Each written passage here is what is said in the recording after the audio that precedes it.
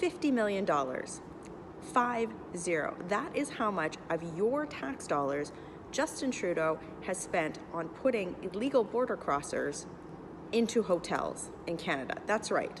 So instead of closing the loophole in the Safe Third Country Agreement or doing anything to stop people from crossing the border illegally into Canada after having reached upstate New York and then claiming that they were being persecuted, instead of stopping that process, instead of stopping the abuse of Canada's humanitarian immigration system, Justin Trudeau is spending $50 million on putting people into hotels. Now, I found this out because the government of Canada is required to produce a document called the Public Accounts.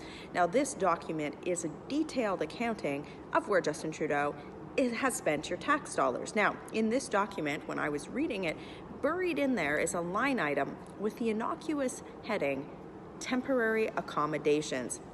And if you drill into this further, you actually find out that this is for hotels for illegal border crossers. So again, instead of stopping the problem, he's decided to spend $50 million of your tax dollars on hotels for people who have illegally entered the country. This is ridiculous. Watch me ask the government why they're doing this and see their response. Well, here's the plan, Mr. Speaker. Public accounts show that on top of imposing a carbon tax on Canadians, the Prime Minister has spent at least $50 million of their hard-earned cash on hotel rooms for people who have illegally entered Canada and who are abusing our humanitarian immigration system. When so many Canadians are struggling to make ends meet, the Prime Minister should admit how wrong this is. Why is the Prime Minister putting illegal border crossers up at the Hilton while increasing taxes on struggling Canadians? Honourable Parliamentary Secretary for Border Security. The reality is that government did nothing for 10 years to ensure our security as Canadians along the border. In reality, they cut, Mr. Speaker, $400 million from our border security. We are taking action, Mr. Speaker, with $180 million in investment that will ensure that we have the resources in place to keep our border secure while also providing support to our municipalities who have asked for it, Mr. Speaker. That's what Canadians expect from us, and that is exactly what we're going to continue to do. I can't think of a more liberal response than the one that you just got. Think about that for a moment. What that guy just said.